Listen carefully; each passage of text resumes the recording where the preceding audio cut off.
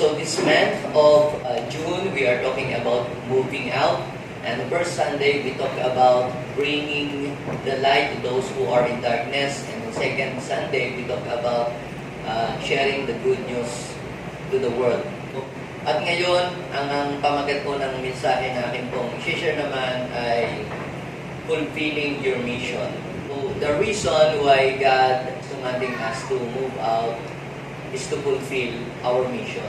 Kasi hindi natin mapupulfill ang ating mission dito sa apat na sulok ng building na ito. Tayo po ay nandito lamang para tumanggap ng kalakasan, humingi ng direction kay Lord, ipa-restore ang ating spiritual life, but our mission is in the outside. You were made or you were born for a mission. Hindi po aksidente na tayo ay nabubuhay dito sa mundo. Maaaring ang iyong mother, nung siya'y nagbubuntis ay gusto ka nang ipalaglag o ayaw kang mabuo.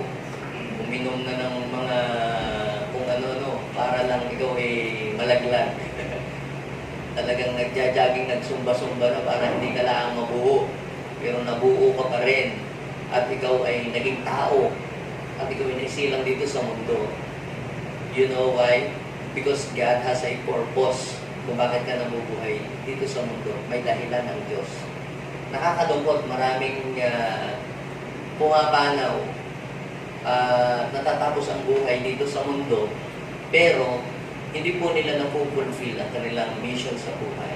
Yung iba ay sinasabi po nila, Lord, bigyan niyo pa po ako ng dugtungan niyo po ang aking buhay para po magawa ko ang aking mission dito po sa mundo ito. Alam niyo po mga kapatid, ang pag-fulfill ng tao sa kanyang mission sa buhay ay wala po yan sa haba o sa ikli ng kanyang buhay dito sa mundo. Yan po ay nasa kanyang pong focus. Dahil si Jesus po ay 30 years lamang po nabuhay sa mundo at 3 taon lang siyang nagministeryo, pero ang lawak ng naabot ng kanyang mission, na-fulfill niya ang kanyang mission. At nasabi niya, bago siya umalis dito sa mundo ay, it is finished.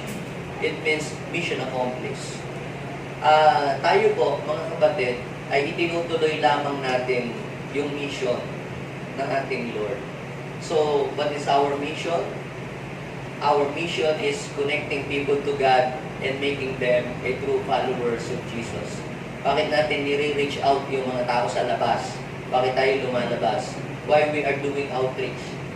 Because we are reaching out people to connect them to God and making them a true followers of Jesus.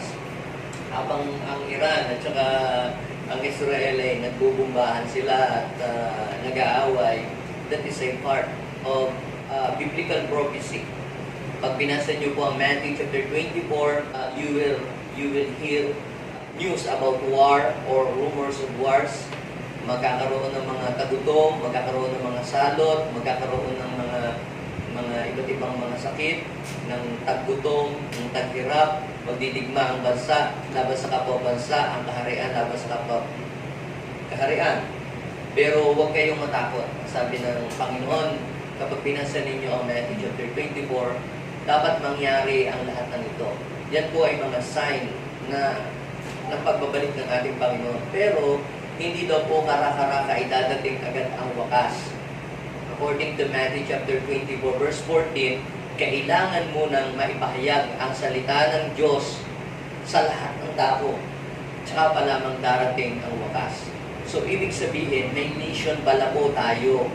Ang church, ang mission ng church ay hindi mag-stay lang dito sa loob, kundi tayo kung lahat ay lumabas para ipahayag ang mabuting balita ng kaligtasan. You don't need to resign or quit your job or give up your business to fulfill mission and become a full-time evangelist or full-time pastor to fulfill your mission in life. Kasi we have a different calling, di ba? Kung ikaw ay magdadrop na, Pastor, malapit na palang dumating si Lord, hindi na ako papasok sa school mula bukas kasi I have to fulfill my mission. Actually, kaya inilagay ng Diyos sa school na pinapasukan mo ngayon dahil gusto ng Diyos na gamitin ka doon sa mga taong nandoon. Kung ikaw ay mag-quit sa iyong trabaho, sino pang aabot doon sa mga taong nandoon? Di ba? Kung ikaw ay hindi ka na mag-aaral, sinong aabot pa doon sa mga estudyante na pumapasok doon sa school na iyo, pinapasukan? Di ba? Kung mag-quit ka na sa iyong business, i-close mo na yung business, paano ka makapagsusupport sa mga missionaries at makapagbibigay sa gawain na yung gawain na yun umakabot sa marami mga tao. So, you don't need to resign to your job, to quit your studies, or to give up kung ano yung iyong trabaho ngayon. All you have to do is to share the good news of salvation to those who are unsaved. Kaya yan po, tayo pong lahat ay meron lamang pong isang mission. Anong ating mission? Dalahin natin ang mabuting balita doon sa mga taong nawawalan ng pag-asa para sila ma-connect natin sila kay Lord at sila ay maging alagad ng Panginoon. So, ang mga churches ngayon, karamihan ay mini-maintain na lamang po nila ang mga dumadalo sa kanila pong church. Hindi na po sila naka-outreach, ayaw na nila mag-expand, ayaw na nila pumunta sa mga barangay, sa ibang mga lugar, at ang kanila na lang pinag-uusapan ay kung sino baga ang mga antikristo, kung saan ba manggagaling ang antikristo, puro mga pag-uukas ng mundo ang mga pinag-uusapan. Pero wala po silang ginagawang plano para i-reach out ang mga tao. The church must focus on winning souls and make disciples. Kasi po, mga kapatid, sabi ng Bible, hindi pa darating ang wakas kahit magkaroon mga kanong-anong mga gera. Kinakailangan munang makarinig ang mga tao, ang iyong mga kaibigan, ang iyong mga sa buhay na hindi pa nakakakilala sa Diyos. At sa palagay mo, sino kaya ang gagamitin ng Lord? Magpe-pray ka ba ng Lord? Ipadala mo po si Bishop dito para siya po ay mag-mission dito. Ikaw na. Ha? Ikaw ang nakatanggap ng mensahe, ikaw ay gagamitin ng Panginoon. Diba? We have a mission. You have a mission to accomplish in life. Now, ngayon pong araw na ito mga kapatid, ay share ko po ang isa pong kwento ng isa pong lalaki o isang propeta sa Biblia na siya po ay tinawag ng Diyos para mag-mission. At ang kanya pong mission ay abutin yung mga taong mga makakasalanan at ilapit po sila sa Diyos bago maging huli ang lahat sa kanilang buhay. At maaaring ang iba po sa inyo ay kilala po ninyo ang taong ito dahil siya po ay sikat, lalo na pagka po yung magkakatapusan, magbabayad na kayo ng inyong renta, kasi June na, Jonah pala ho yun, ito po yun. Sa Book of Jonah, basahin po natin ang Jonah chapter 1, verse 1 hanggang verse 3. Go! Sa lipi ni Zabulon ay may isang lalaking Jonas ang pangalan. Hindi sa English ay Jonah. Siya ay anak ni Amitay. Isang araw, sinabi sa kanya ni Yahweh, pumunta ka sa Nineveh na isang malaking lungsod at sabihin mo sa mga taga roon na umabot na sa aking kaalaman ang kanilang kasalanan. Ibig sabihin, lahat pala ng kasalanan ay nalalaman ni God. Verse 3, go. Sa halip na sumunod, ipinasiya ni Jonas na takasan si Yahweh.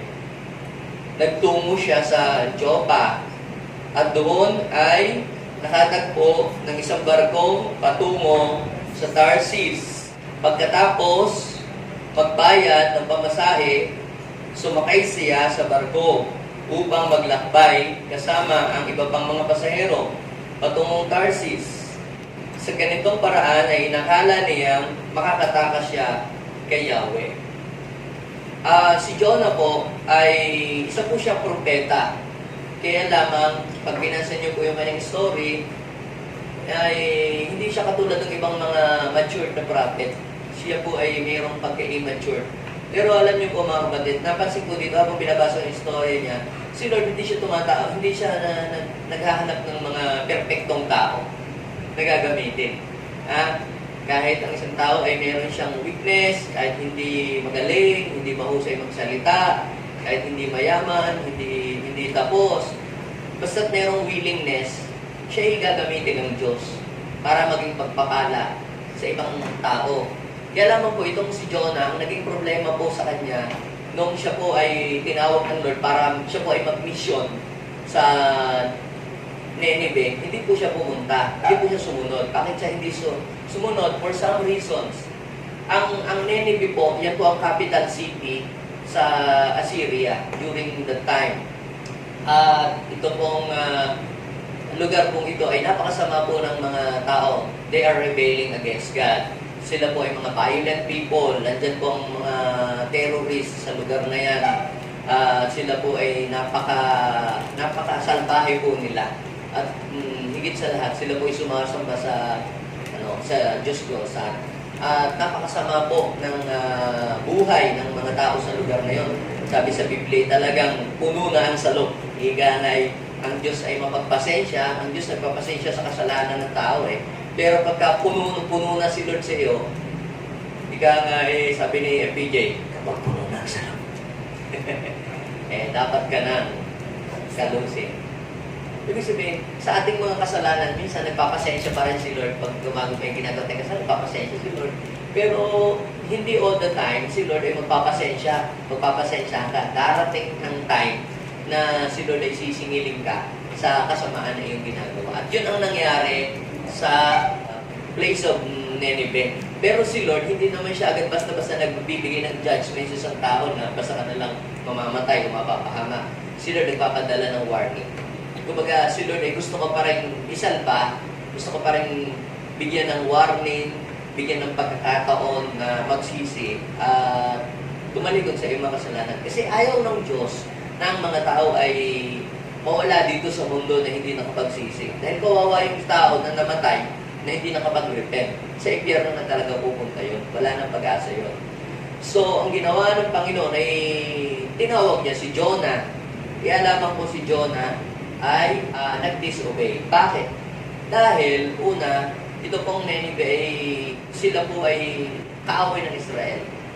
Isa po sila sa nananakit sa Israel. Siyempre, hindi siya pupunta dahil naniniwala dahil sabi sa Jonah chapter 4 verse 2, ang Diyos ay tapat, ang Diyos ay mahabagin. Alam niya na pagka siya ay pumunta doon, kakahabagan ng Diyos yung Nineveh. Niisip niya sa sarili niya, pagkakataon ko na maghiganti, bahala kayong sunugin ni Lord. Buti nga sa inyo para kayo magkamatay na. Sama na ginawa niyo sa amin ha. Gusto niyo mabuhusin ang mga Hudyo. Actually, ang kaaway, gustong-gusto talaga since the beginning na gustong mamatay ang mga Hebrew. Diba? During the time of Moses, during the time of si Herod, diba? Pinatay na nga yung mga baby. Diba? Noong panahon ni Pharaoh, diba? Noong panahon ni Hitler, halos ang mga Hudyo ay gusto nilang mabura sa mundong ito. Alam niyo po, ang mga Hebrew, yung mga Hudyo, mga Israelita, sila ay hinirang ng Diyos. Hindi dahil mga perfect silang mga tao, hindi dahil silang pinakamabait at pinaka-holy. Ang sabi nga totoo nga sila nga ay matigas ang ulo. Sila lang ay hinirang ng Diyos para i-display ng Diyos ang kanyang kapangyarihan, para ipakita. May pangako nga ang Lord sa bansang Israel. Maliit ka mang lipi, pero ikaw ay gagawin kong malakas na bansa. Gagawin kitang pang-iib, di ba? Tapos sinabi ng Lord doon sa Isaiah 54 verse 17, no weapon formed against you will prosper. So, at nakikita natin yun, na si Lord, pinoproteksyonan sila lagi, iniingatan po sila lagi laban sa mga bansang gustong umubos kanila. Like today, di ba? Mapapansin po, nandun pa rin yung kamay ng Diyos. So kaya mapapansin natin, totoo ang Diyos sa kanyang pangako, na siya ay nag-iingat. Now, pinakita dito na si Jonah, kaya ayaw niya sumunod kasi mas gusto niya na makaganti doon sa mga taga-Nineveh sa ginawa po doon sa kanyang mga kababayan na kalupitan. So, ano po ginawa po ni Jonah? Si Jonah po, he turned in the opposite direction. Kunyari, tinawag siya papunta sa silangan, sa kanluran siya pumunta. At saka, kaya pa ayaw din niyang pumunta doon. Kita nyo, ang mga propeta na inuutusan ng Diyos para magpahayag doon sa mga ganito po rin ng tao ay sinasaktan ng mga taong may ganong klase ng isip. Imagine mo, masasama silang tao, tapos siya ay pupunta doon. O, di siya babatuhin at siya sasaktan. Kaya ayaw niyang sumunod sa Diyos. Ngayon, ano naman ang nangyari doon sa hindi niya pagsunod at hindi niya pag-fulfill doon sa mission na pinapagawa sa kanya ng Diyos? So, let's talk about the consequences of disobeying God's mission in our lives. So, what are the consequences of disobeying God's mission in our lives? Ano ba ang mangyayari kapag yung mission natin sa buhay ay ating tinalikuran at hindi natin ginawa? Samantalang, alam mo sa iyong sarili na meron ka palang mission, pero hindi mo ito ginagawa. So, let's talk about the consequences of turning away from our mission. Dito sa story, sa kwento ng buhay ni Jonah. So, una na nakita ko dito, na kapatid, you are disregarding the purpose of God's calling in your life. Alam niyo po ba, mga kapatid, kapag ikaw ay may calling o may ipinapagawa, may pinag-uutos ang Diyos sa iyo, at sinunod mo yung mga ipinag-uutos sa iyo ng Diyos, alam niyo po ba na sa pagsunod natin at pagtupad natin sa misyon ng Diyos sa buhay natin ay meron itong kalakip na mga pagpapala sa ating buhay? Alam niyo po ba yun? Na kapag ikaw ay tumupad doon sa misyon na ipinapagawa sa iyo ng Diyos, meron po yung napakaraming pagpapala. Ay kung sa natural, halimbawa, ikaw ay isa kang pulis, ikaw ay sumunod sa misyon, ginawa mo yung misyon, anong kasunod? May promotion, di ba? At aside from that, the government will provide all your needs, will take care of your needs, di ba? Kasi ikaw ay, you are in a mission field. Kami ang bahala sa lahat ng pangailangan mo, we will provide your house, we will provide your allowances, lahat, wala kang iisipin, basta ang gagawin mo lang ay gawin mo, ipagtanggol mo ang bansa, di ba? Yung mission mo ay gawin mo, di ba? Kaya kita ninyo yung mga nag-aawol na mga mga empleyado sa pamahalaan, nawawala ang kanilang mga benepisyo, di ba? Kung ito isang natural ay nangyayari, how about kay God? Di lalo na pagka tinupad mo yung iyong misyon na ipinapagawa sa iyo ng Panginoon. Kaya lang ang problema, pag tinalikuran mo yung iyong misyon, para mo na rin tinilikuran ang lahat ng benepisyo na nakapaloob doon sa mission na yon. Are you following me? Pag tinalikuran mo yung iyong mission, para mo nang inayawan yung mga nakaprepare na promotion, blessing, protection ng God para sa iyo. Nawawala yung protection ng Diyos sa iyo. Nawawala yung yung immunity at ikaw ay nagiging vulnerable sa attack ng enemy. Basahin po natin yung Jonah chapter 1 verse 3. Sa halip daw po na sumunod, anong ginawa niya? Ipinasiyanay daw po ni Jonah na takasan si Yahweh. So anong ginawa niya? Nagtungo daw po siya sa Joppa. Doon po ay nakakita siya po ng isang barko papatungo po sa Tarsis. So sabi ng Lord, saan siya pumunta? Saan siya po? Nineveh. Pero anong ginawa niya? Siya po ay pumunta sa Tarsis. Hindi ang layo. Opposite direction. Jonah went to the opposite direction. Kaya mapapansin ninyo, tinalikuran niya yung tawag ng Lord. Yan, pag tumatalikod ka lang para sa tawag ng Panginoon, nagagastusan ka na, hindi ka pa nakakarating doon sa iyong pupuntahan. Minsan tayo, gumagastos para lamang sa mga walang kwentang bagay, mga bagay na walang katuturan. Daming nawawala sa atin. Hindi natin namamalaya na dahil pala doon sa ating pagtalikod sa ipinapagawa ng Diyos, lalo tayong nawawalan. Yan po yung una.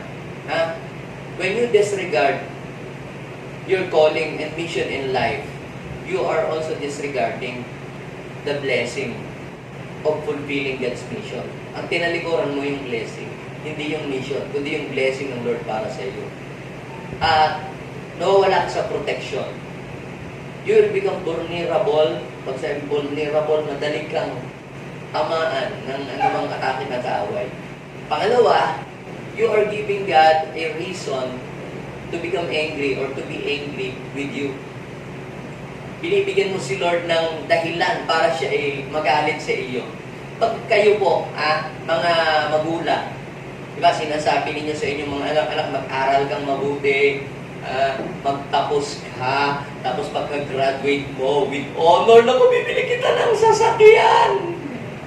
Hindi mo siya sinunod, tinalikuran mo, walang sasakyan, bahala ka sa buhay mo. Consequences, di ba?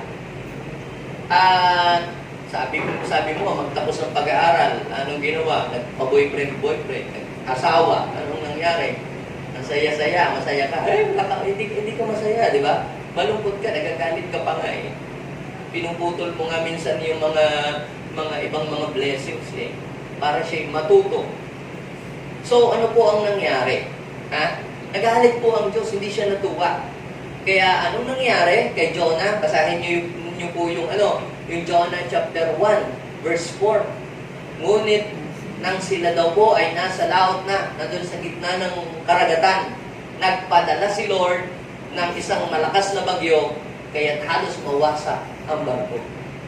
Kita ninyo po, kapag pala ikaw tinalikuran mo ang iyong mission sa buhay, hindi matutuwa ang Panginoon. Minsan, akala natin it is just an ordinary trials o pagkaraniwan lamang ng mga pagsubok nangyayari, yung pala ay inaalis na sa iyo ng Diyos yung kanyang protection. Dahil pag ikaw ay hindi sumunod pala sa utos ng Panginoon, ina-unveil mo, naalis mo na yung protection. Kumbaga, you are moving out. Yun ang maling moving out. Di ka po sabi ko sa inyo, yung pong moving out ay hindi po siya bagay, una, doon sa moving out from the will of God. Pangalawa, from the church where God brought you to. Diba? At pangatlo, don't move out from the presence of God. Hindi yun bagay doon. So, ang nangyari po kay Jonah went out, pero hindi sa comfort zone, kundi saan? Sa will ng Lord, sa purpose ng Lord sa kanyang buhay. Kaya anong nangyari? Nawalan siya ng covering. At siya po ay, ang kanya pong naranasan, grabing, dilubyo. Parang salot na nga. Yung iba nga, sinasalot pa ang buhay. Yung iba, nagkakalug-ilog yung negosyo. Yung iba nga, nagkakasakit pa. Diba? Yung iba nga, napapalo pa ng Lord. Iba-iba nararanasan. Kaya minsan pag may nangyayari sa atin, tanongin natin sa sarili, Lord, ano po ba ito? It is just an ordinary trials lang o meron kang gusto mo lang akong ituwid. Gusto mo, kahit inalaw ng Lord yun, kasi gusto ng Lord na i-direct siya muli dun sa tamang direksyon. Kasi wala na siya wala na siya sa tamang direksyon eh.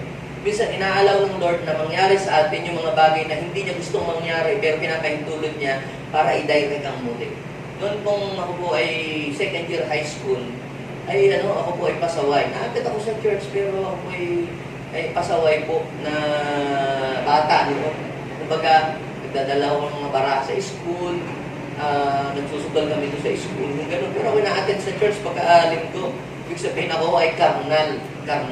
Pero alam ko na, ako po ay second year, sumakit po ang aking tiyan, acute appendicitis.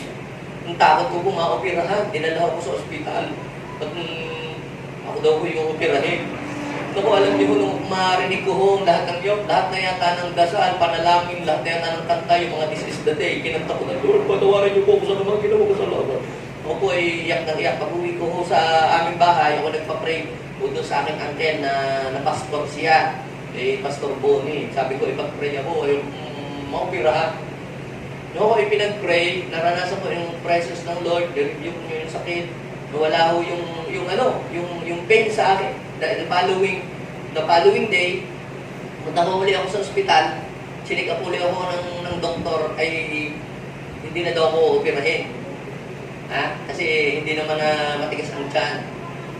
So, nagulat din yung doktor. So, yun ho, naging turning point ko sa aking buhay. Pamula nun ho, nagtinuna ho ako.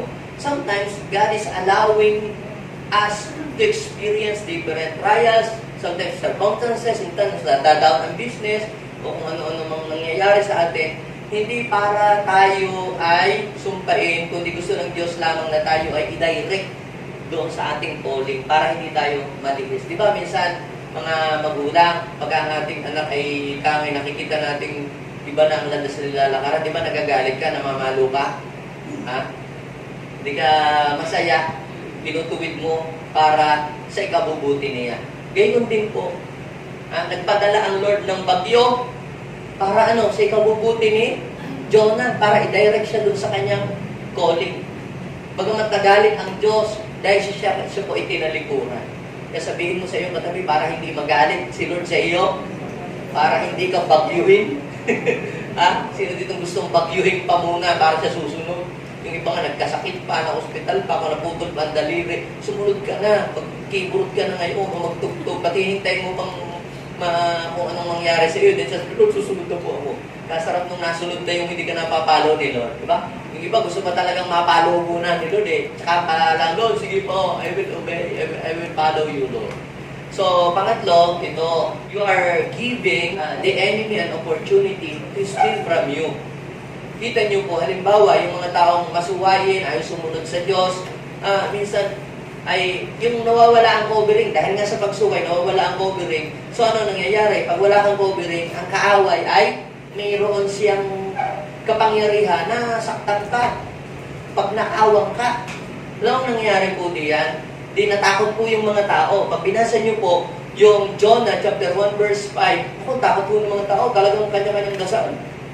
Kaya kalang tawag daw po sa kanyang mga Diyos, kasi mga unbeliever sila Naalala ko nung, kasi kami po sa Isla Verde, pag ganitong panahon yung mga babagyo, natatawid ka ng Batangas. Nako, pag malakas ang alon, talagang halos matabunan ng malalaking alon yung bangka. Pag yung mga pasahero ko, natatakot sila, nagdasal. Sabi ko, Santos Dios, lahat ng santo, tinawag. Pati mga San Roque, San Pedro, ligtas po kami. Sabi nung kapitan nako, huwag ho ninyong tawagin yung mga yaw, lalo na ho tayo, baka ho tayo lumubog na, mag-overloaded na ho tayo. Lahat ng santo tinawag, si Vilma Santos. Tinawag na So, nag-pray ho sila. Pero yung kanila pong pinagdasal ang Diyos, hindi ho yung Diyos ng langit at lupa, di ba? Kasi small na Diyos Pagkatapos, ano po ang nangyari? Pinagtatapon nila po lahat ng kanilang mga kargamento. Naku, grabe yung pasalubong nyo. Yung mga package na padala, sayang naman, mga souvenir. Samantalang si Jonah ay nahimbing na natutulog. Yan din naman ay, pati pala yung mga gamit niya, yung mga pasalubong niya. Siguro, marami pa siyang mga souvenir na dala-dala. Marami pa siyang mga gamit na dala-dala. Siguro, hindi niya namalayan na nawala lahat yun. So, ano pong ibig sabihin nun sa buhay natin? Ano ang ibig iparating niya sa buhay natin?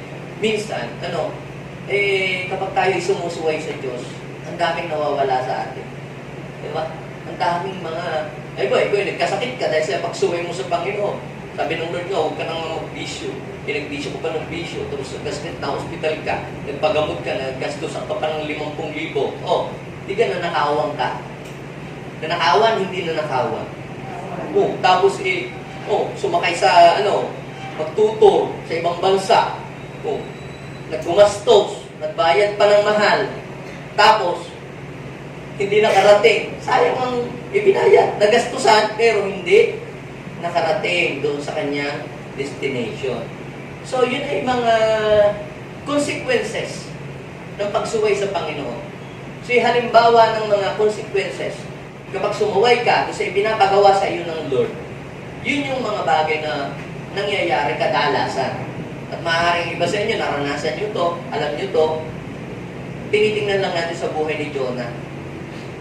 At ang pangatlo, malupit, kapag ikaw ay tumalikod doon sa iyong mission, di mo ito ginawa. Pagkaman alam mo yung pinapagawa sa ng Lord, pero ini-ignore mo, dineded mo si Lord sa iyong buhay, you are putting your life in danger. Inilalagay mo sa panganib. Inilalagay mo sa kapahamakan ang iyong sarili. Kasi nga, kapag sabi ng Lord na humayo ka, I will go with you until the end of this age. Kailan yun? Kapag humayo ka, may kasamang protection, may kasamang provision, may kasamang pabor yun sa iyo ng Lord. May provision, may protection, may presence. Kapag sumunod ka, binaliktad mo, hindi ka sumunod, tumalikod ka, wala yung protection ng Lord sa'yo. Wala yung presence ng Lord sa'yo. Wala yung provision ng Lord sa'yo. Kaya ano ang nangyari?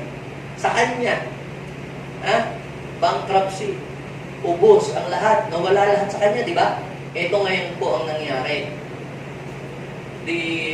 Nagpalabunutan yung mga tao sa barko. Sino kaya may balat sa puwet? Ba't tayo minamalas sa biyahe? Alam mo ba yung mga gano'n?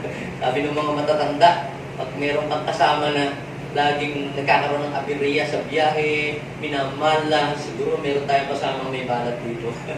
Pamahiin nyo. Nagpalabunutan sila. Sino ba dito ang may balat? Nabunot. Ang pangalan ni Jonah. Ikaw pala. Tapos kinausap ng kapitan si Jonah. Ano ba ang ginawa mo?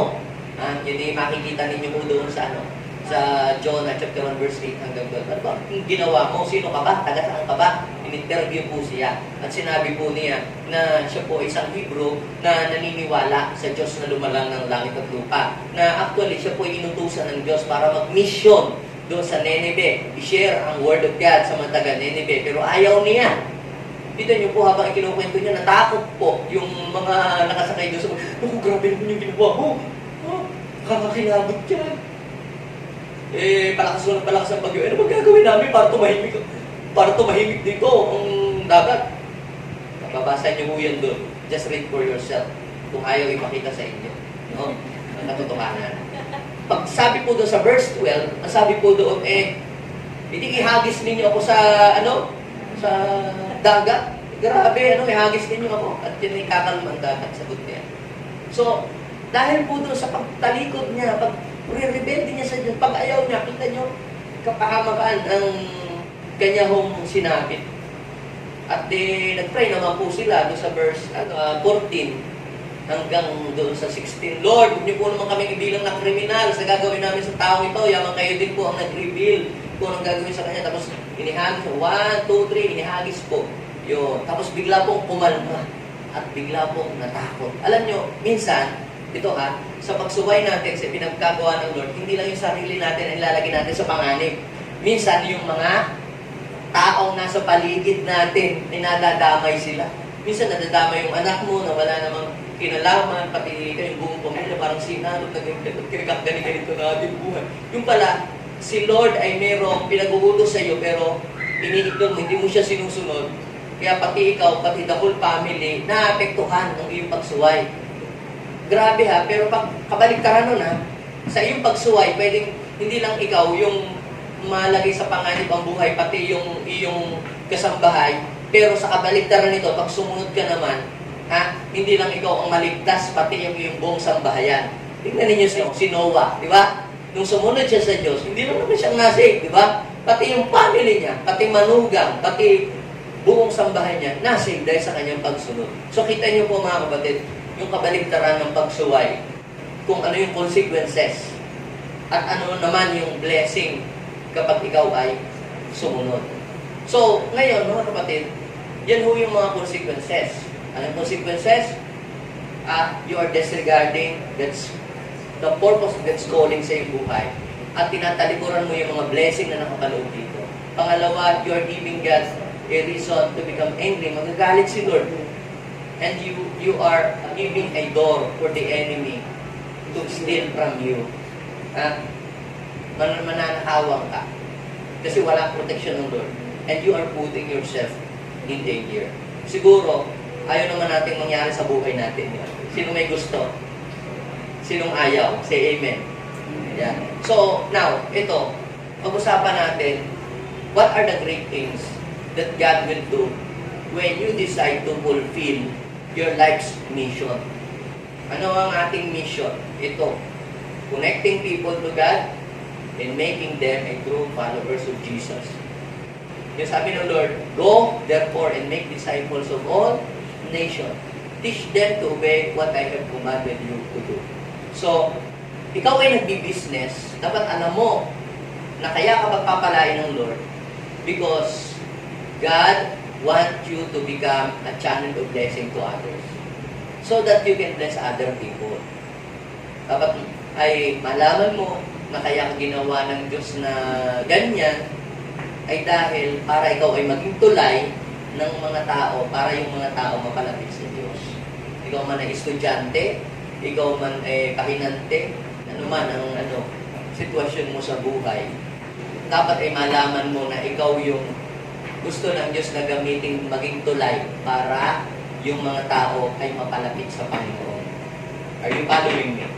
Now, what are the great things that God will do when we decide to fulfill our mission? Ano ang mangyayari? I will share to you 3 important things in this story. Okay? Number 1, God will bring you out of your bad situation. Ano man ang iyong kalagayan sa oras na ito, maaaring ikaw ay down ngayon sa negosyo o down ng iyong business, hirap ka ngayon, o meron kang sakit, o meron kang mga pinagdadaanan, I am telling you, the moment you discovered your calling and decide to follow God, to fulfill your mission, mababago ang takbo ng buhay mo. Mababago ang lahat ng sitwasyon na pangit sa iyong buhay. Babalik ka rin ng Diyos. How many of you believe that? Alam niyo po, si Jonah, para lang siya i-direct ng Lord sa tamang direksyon, nagpadala ang Diyos ng bagyo, pero ano ang ginawa ni Jonah? Wala, dead man. Ginamit na yung kapitan ng barko para i-convince siya na siya'y gumising at mag-pray kay God, pero dead mo pa rin. Ayaw niya. Ginising siya. Di ba? Doon sa Jonah chapter 1 verse 6, gising ka, mag-pray ka sa Diyos mo para iligtas tayo. Pero, hindi niya pinansin yun. Nagpadala na ang Diyos ng bagyo, hindi niya pinansin yun. Nagpadala na ang Diyos ng tao para magpaalaala sa kanya patungkol sa Diyos, hindi niya pinansin yun. Alam ang ginawa ng Panginoon? Nagpadala ang Panginoon sa kanya ng bangus. Hindi pala. Sa Jonah chapter 1 verse 17, sa utos ni Yahweh, nilamon si Jonah ng isang dambuhalang isda at siya'y nanatili doon 3 araw, 3 gabi. Nasa tiyan. Sabihin mo sa iyong katabi, fulfill your mission in life. Now na. Huwag mo nang hintayin lunukin ka pa ng bangus. Wala namang ganun, pastor. Matinik na lang. Huwag na lang lunukin. Uy, Lord, kung natinig ako, bakit ganun? Chismosa ka kasi, kaya natinig kasi ko. Chismis mo na lang si God. Matatanggal yung tinig siya lang muna. Diba, ang daming mga diba, minsan dapat tanongin natin si Lord, ito ba'y coincidence lang? O meron kang pahiwatig sa nangyayari sa aking buhay? Alam mo, minsan, huwag natin lahat nangyayari sa atin, huwag natin lahat isisi si Diablo. Minsan, baka may pahiwatig lang si Lord. Lord, ginigising mo lang ba ako? O ginigising mo ba ako? Dinadirect mo ba ako sa tamang direksyon? O ito bang nangyari sa akin ito, palo po ba ito? O ito po ba, ginigising mo lang ako para ako ay matuto sa buhay? So, si Lord ay nagpadala ng isda para siya ay lulunin. Minsan kasi, pagka tayo may natatakbuhan pa, may nasasandalan pa, ginagawa natin, kumbaga, ginagawa natin yung lahat, yung kaya pa natin. Pero, dumating po yung time na si Jonah hindi na makakatakbo. Wala na siyang matatakbuhan, wala na siyang masasandalan, wala na siyang ibang po pwedeng puntahan. Bakit? Natrap na siya sa isang place na hindi na siya makakalabas Kahit sumigaw siya ng tulong sa mga tao, walang makakarinig sa kanya. Kahit ano pang gawin niya, wala. Natrap na siya sa isang place na wala na siyang ibang pwedeng puntahan. Kumbaga sa larong chess ay checkmate na. Hindi na makakalabas pa. Pero alam niyo po, mga kapatid, nung si Jonah ay na-checkmate na siya, hindi na siya makalabas. Kumbaga, nahuli na siya ni Lord. Anong ginawa po ni Jonah? Sa Jonah chapter 2, verse 1, habang si Jonah ay nasa tiyan ng isda, anong ginawa? Nanalangin siya. Maaaring ikaw ngayon ay natabunan ng problema, marami kang pagsubok, you are in a difficult situation, you are in a hopeless situation, ikaw ay natrap sa isang situation na hindi mo alam kung paano ka makakaalis dyan. You are in a dark situation ng buhay mo. Alam niyo po, that time, ay nawawala na ng pag-asa. Are you in a hopeless situation today? Alam niyo po, meron pa pala paraan para makalabas kayo dyan. Sabihin mo sa iyo, katabi, meron pa pala paraan. Ano bang ginawa ni Jonah? Siya ay nag-pray kay God. Kapag hindi mo na alam ang gagawin, kapag talagang ubos na ang iyong energy, lahat na ng pwede mong maisip, ginawa mo ng lahat. And yet, nothing happened. It's about time to look up and pray to the Lord and ask for His help.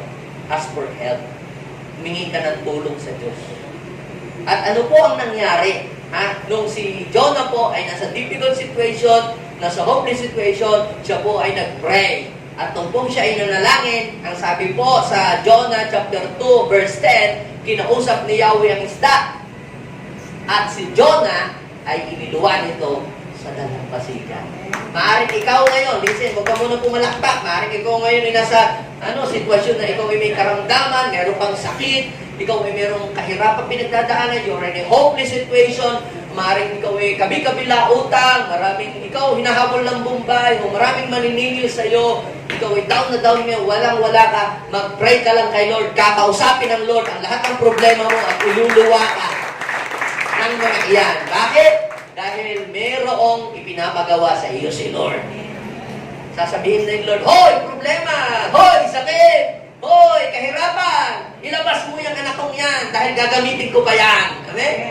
Kinausap ni Lord yung isda. At ano ang nangyari? Siya po ay iniluwa. Ay, grabe ito ha! Nung pagluwa sa kanya ng isda, nandun na siya sa dalampasigan ng Ninive. Ito ho kapag ikaw ay tumalikod sa Diyos, nagastusan ka na, hindi ka pa makakarating. Pero kapag ikaw ay nagdesisyon na, Lord, mula po ngayon, susunod ako sa iyo, makakarating ka sa lugar na pupuntahan mo ng libre. Amen. Hindi ko napansin niyo? Pwede ho mangyari yun. Alam niyo po, dahil nung nakaraan, punta kami ng Mindanao, ayaw ko naman pumunta doon, may bagyo. Pero dahil ako'y sumunod sa Panginoon, nakarating kami mag-asawa at nakabalik ng libre. Marami pang nakalagay na isang malitang lansones. Libre. Sabihin mo sa iyo, katabi, pag sumunod ka sa Panginoon, makakarating ka na sa destinasyon ng libre. Amen? Because the Lord will bless you. The Lord will provide for you. Kapag pinulpil mo yung mission, uutusan ng Diyos ang mga pagpapala na pumunta sa iyo. Amen? Palapakan natin si Lord.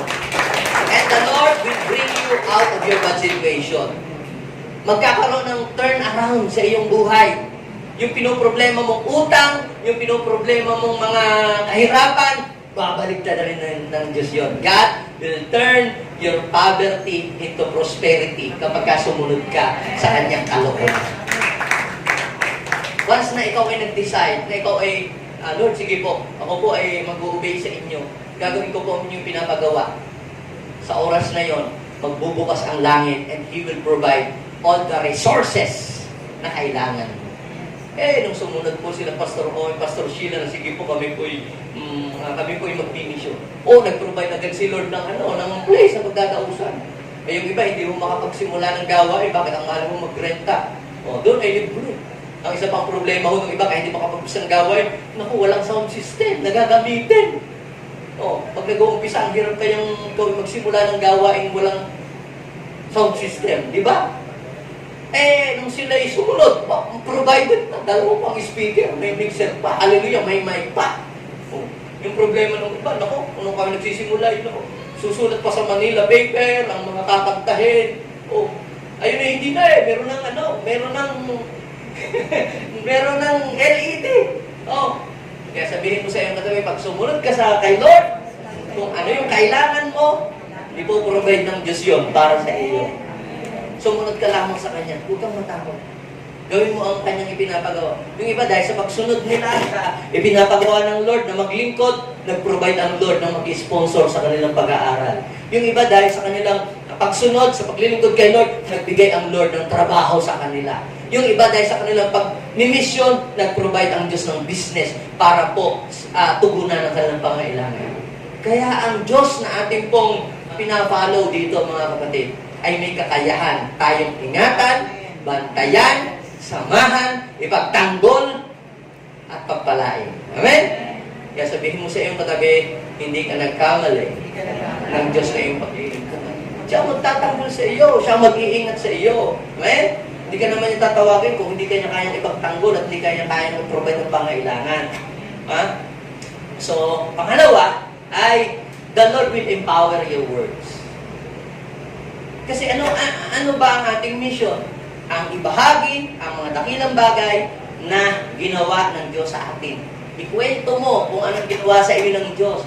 Kung paano ka binago, paano ka niya iniligtas, paano ka pinatawad ng Panginoon. Kaya lang ang problema, Pastor, di naman ako magaling magsalita. Hindi naman ako magaling magkwento. Hindi naman ako magaling mag-share. Hindi nga. Ba't yung kapitbahay mo, pag kinukwento mo, wagas. Dami mong kwento, hindi ka maubusan. Yung sinasabi. Minsan, ang ating pong fear, kaya hindi tayo sumusunod ay natatakot tayo, ano kaya sasabihin natin, paano kung hindi ako magaling magsalita. Sabihin mo siya ang katabi, huwag ka mag-alala. The Lord will empower your words. The Lord will anoint your mouth para yung mga tao ay makinig at maniwala sa iyong mga sinasabi. Alam niyo, meron tayong pastor na yung unang kong naging assistant dito sa lupa na pastor, hindi siya magaling magsalita. Pag nagkwento ngayon, nakakabuhol-buhol eh. Hindi siya sa Tagalog, hindi siya fluent, lalo na sa Pangasinan din. Pero alam niyo po mga kapatid, kahit hindi ka magaling magpaliwanag, si Lord ang magbibigay ng liwanag sa mga isip ng mga tao. Bahala na si Lord. Ngayon dami. Naging mga pastor, paano kanyang mga inakan? Mga professional na nakakilala sa Panginoon. Kaya sabihin mo sa iyong katabi, i-empower ng Lord ang mga sasabihin mo para yung mga tao ay kumilala kay Lord. Now, basahin po natin yung Jonah chapter 3 verse 1 to 5. Anong nangyari doon? Muling sinabi ni Yahweh kay Jonah, pumunta ka sa lungsod ng Nineveh at ipahayag mo ang ipinasasabi ko sa iyo. Kita niyo po, si Lord ay hindi nagbabago ng calling. Si Lord ay kahit anong mangyari, bumagyo na, nagkaroon na ng malakas na alon, pero si Lord, kung ano yung tawag ng Diyos sa iyo, yun pa rin yun. Kaya sabihin mo sa iyo, hindi nababago ang pagtawag ng Diyos sa iyo. Parang tayo lang ang nagbabago ng career, tayo lang ang nagbabago ng ating mga ugali, pero si Lord hindi siya nagbabago. Amen? Kaya sabihin mo sa iyong katabi, ang Diyos na tumawag sa iyo ay hindi nagbabago. God's calling for you is irrevocable. Kaya sabihin mo nga sa iyong katabi, ang tawag ng Diyos sa iyo ay hindi nagbabago. Ngayon mga kapatid, si Jonah po ay pumunta doon after po ng maglakad siya hanggang doon sa gitna ng city. Ano po ang sabi niya? Pagpasok, simple lang yung kanyang sinabi, walang mabulaklak, direct to the point. Sinabi lang niya kung pinasasabi ng Lord, nagugunawin ang Nineveh pagkaraan ng 40 araw. Malamang, yung mga taga-Nineveh, nabalitaan nila ang nangyari sa Sodoma at Gomora. Alam nila yun. Nabasa siguro nila yun sa news or narinig, pinakapagkwento na ginunaw ng Lord ang Sodoma at Gomora. Pinaulanan ng apoy. Dahil ang mga tao sa Sodoma at Gomora ay masasama at sukdulan ng kasamaan. God is the same yesterday, today, and forever. Hindi siya nagbabago. Kapag sinabi niya sa isang taong siya'y mapapahamak dahil sa kanyang kasalanan, ay yun may mangyayari. Kaya, nagbigay ang Lord ng warning na gugunawin niya ang Sodoma, gugunawin niya ang Nineveh. Ay nung marinig, pagkarinig ng mga taga-Nineveh, bigla po silang nagsisi, nag-repent, tumalikod sa kanilang kasalanan. Sila po ay nag-fasting pa. Hindi po sila kumain para lang ipakita nila ang kanilang kalungkutan sa mga nagawa po nila mga kasalanan sa buhay. Kita po ninyo yun, na-convict. Na-convict yung mga tao sa kanilang mga ginagawa. Ibig sabihin, very powerful yung word na kanya pong sinabi. Wala nga paligoy-ligoy yun eh. Oh, wala nang wala nang sense of humor eh. Nagsalita lang siya. Walang magandang mabulaklak na salita. Pero alam niyo po, tumago sa puso ng mga taong nakikinig yung salita ng Diyos na binitaw ni Jonah. Kaya sabihin mo sa iyong katabi, huwag kang matakot na magsalita ng salita ng Diyos dahil i-anoint ng Lord ang mga salita na lalabas sa iyong bibig. O, sino po dito ang ready na ipahayag ang salita ng Diyos? Sabihin mo sa iyong katabi, get ready to fulfill your mission. Ay ano ba sasabihin ko? Just open your mouth and tell them what Jesus has done to you. Ano ba ang buhay mo dati? Ako dati nung pasaway, ang buhay ko walang hope. Ako, nasa liko ang buhay, walang pag-asa, puro takot, puro kabalisahan, maraming bisyo. O ano ka ba dati? Sabihin mo yun. Nung makilala ko si Lord, may nag-share sa akin ng Word of God. Nagkaroon ako ng hope, nagliwanag ang aking isip. Gusto ko na sana nung magpakamatay. Bibilin ako ng blade, ng martaylet at pardibli. Sabi yun, ganun. Pero may nag-share sa akin ng Word of God. Na nakita ko plano ng Diyos sa buhay ko, na napakaganda pala, kaya patawarin ng Diyos. Kung ako pinatawad ng Diyos sa aking mga kasamaan, ikaw din, ikaw din, kaya kang patawarin ng Diyos. Just tell what God has done to you at bahala na si Lord mag-convict doon sa mga taong makikinig sa iyo.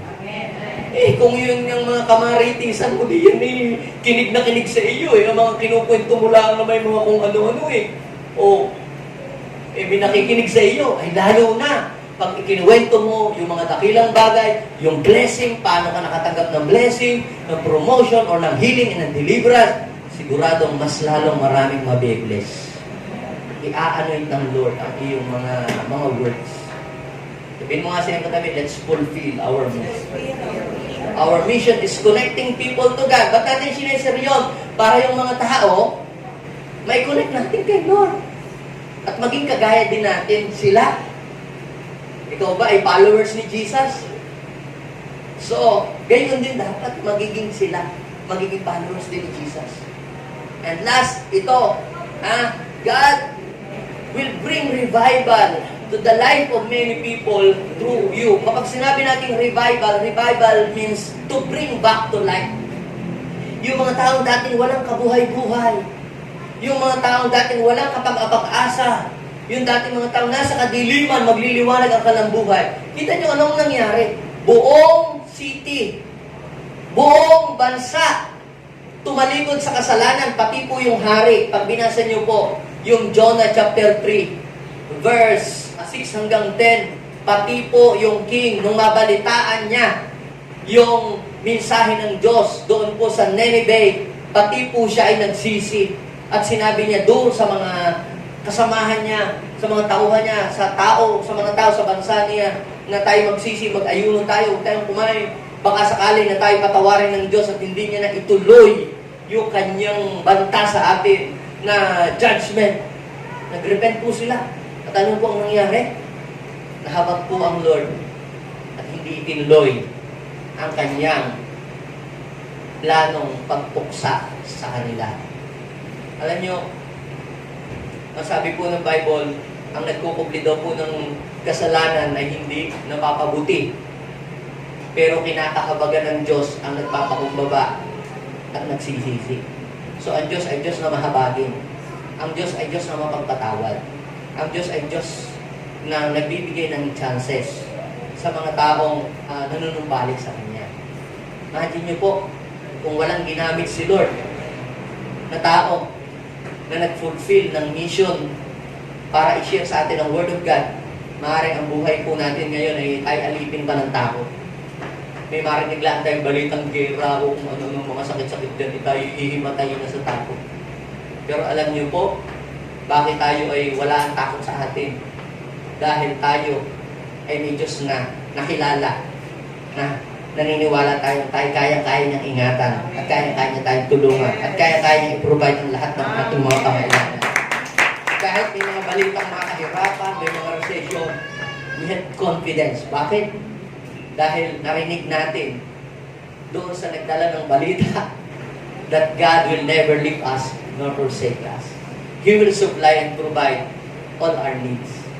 Kaya mga kapatid, maraming tao po ngayon ay nabubuhay sa takot. Maraming tao po ngayon wala ng pag-asa. Maraming tao po ngayon naliligaw ng landas. And God is calling you right now to fulfill your mission. Nadalahin doon sa mga taong yun ang liwanag ng mabuting balita. Are you ready to bring the good news of salvation to your friends, to your loved ones, to your relatives? Kung maaaring meron kang jowa, hindi mo masabi, pagkakataon mo na ito kung talagang totoong ikaw ay nagmamahal sa kanya. O baka drawing lang. I-share mo ang salita ng Diyos. Kaya mo, dalahin mo dito sa Panginoon para parehas kayong nasa langit. Mahirap yung ikaw nasa langit tapos siya nasa impyerno. Ay hindi ka tuwin na nagmamahal sa kanya. Kaya sabihin mo sa iyong katabi, mahalin natin yung mga tao, kuhanin natin sila sa kamay ng kadiliman. Yan. Are you ready to fulfill your mission? Let's rise up and let's fulfill our mission in life. You have a special calling. You have a special mission na ikaw lang ang makakagawa noon. Alam niyo po, meron po kayong kayang gawin na hindi ko kayang gawin. Katulad ng mga estudyante, kayang-kaya niyong hatakin ang inyong mga kaibigan, pero hindi ko kayang gawin yun. Yung iba dito na mga nagbi-business, yung inyong mga ka-business, ka-transaction, kaya niyo po silang i-attract at ilahin. Pero hindi ko yung kayang gawin. So, God given you a connection, God has given you a connection na ang purpose nun, yun yung magiging tulay para ma-penetrate ang gospel doon sa mga tao yun. You have a mission that only you can accomplish. So, you don't need to quit your job, to resign to your business or give up your business and become a full-time evangelist or full-time pastor to fulfill your mission. All you have to do is to share what God has done to you. Bring the light to those who are in darkness. Share the good news to the world. At bahala na ang Diyos na hihipo doon sa puso ng mga tao. Yes, Father, thank you so much, Lord. Ayaw po namin, Panginoon, na ma-abort yung mga pagpapala na ipinrepair mo para sa amin. Lord, ayaw po namin na magalit ka sa amin dahil sa aming pagtalikod sa iyo pong mga ipinag-uutos sa amin. Lord, ayaw po namin bigyan ang kaaway ng pintuan para nakawan kami. Tayo po namin, Panginoon, Lord, na malagay sa kapahamakan ng aming buhay, kagaya ng nangyari kay Jonah. Gusto po namin, Panginoon, na sumunod na lamang dahil alam namin, Lord, na kapag kami sumunod sa inyo, hindi kami lugi, Panginoon. Pag kami po ay sumunod sa inyo, Lord, mas lalong maging mapapabuti ang aming buhay. Lord Jesus, I pray, yung mga ngayon ay nasa gitna ng difficulties and bad situations na hindi po nila alam kung ano ang gagawin nila sa kanilang buhay. Ang iba po may financial problem, ang iba po, Panginoon Lord, they are in death, oh God. Financially, they are down. Pero Lord, as we decide right now na gawin kung ang ipinapagawa mo, bahala ka nang magsosolve. Doon sa mga problema na hindi namin kayang isolve, kayo ang magsosolve nun. Doon sa mga bagay na hindi namin kayang ayusin, kayo po ang mag-aayos nun. Basta kami, Lord, susunod lamang kami at gagawin namin kung ano yung ipinapagawa mo, Panginoon. And you will perform miracle around us, Lord. And God, hindi namin alam kung paano magsisimula at magbabahagi ng iyong mga salita. But God, anoint our words, empower our words, oh God, to bring life to those people who are in a hopeless situation. And use us, Lord, to become a carrier of revival doon sa mga taong naghihingalo ang kanilang buhay. Lord, hayaan mo po na kami ay maging carrier ng revival sa mga finances ng mga tao, sa relationship ng ibang tao. Lord God, sa mga dreams ng ibang tao. Marirevive ang mga dreams ng mga taong na-lost ng dreams. Ang mga tao, Panginoon, na down at parang nawala na silang pag-asang magtrabaho, na parang nawala na sila ng gana. Lord, we will bring revival to them para sila'y muling ma-revive sa pagbibusiness nila, sa pagninegosyo nila. Ang iba po ay naging cold ang relationship sa kanilang pamilya, sa kanilang pong mga kamag-anak, mahal sa buhay, asawa. Lord, we will bring revival sa kanilang buhay na marirestore ang mga tao na mayroong hindi maayos na relasyon, O God. Mga taong nag-aaway-away na hindi magkasundo, magkakaroon ng reconciliation sa isa't isa. Lord, we will bring revival, O God, to those people na naghihingalo ang kanilang buhay. At maraming tao, Lord, ang mailalapit namin sa inyo. Use us, Lord God. Give us the ability, O God, and boldness to share what you have done in our lives. Samahan niyo po kami. Let your protection be upon us. Let your provision be upon us. Let your presence be with us, Lord, wherever we go. Patunayan mo po na kami, Panginoon, ay sinasamahan mo. Kung paano po, Lord, na si Jonah nung sumunod sa inyo ay sinamahan mo at kumilos ka, gayon din kami, Panginoon, kikilos ka sa buhay namin. Hindi na po namin hihintayin na mayroong pang mga dumating na bagyo sa buhay namin. Hindi na namin hihintayin pa na yung kapahamakan, Lord, ay umali-aligid sa amin. Kundi susunod na kami sa iyo, Panginoon. While there is time, O God, habang may panahon pa, Panginoon, habang hindi ka pa bumabalik, Panginoon, habang buhay pa yung mga tao na kailangan naming abutin, we will do our best, O Lord, to fulfill our mission in life. Pwede bang tayo mag-pray? Ilagay natin kami sa ating puso. Sabihin natin, Panginoong Jesus, maraming salamat po sa iyong mensahe na magpamulat sa aming isip kung paano namin tutuparin ang aming misyon dito sa mundong ito. Panginoong Jesus, patawarin mo po ako kung minsan tinatanggihan ko yung ipinapagawa sa akin. Minsan, Lord, ini-ignore ko ang iyong pangungusap sa aking buhay. Patawarin niyo po ako. Panginoon, inaanyayahan kita sa aking puso bilang aking Panginoon at tagapagligtas.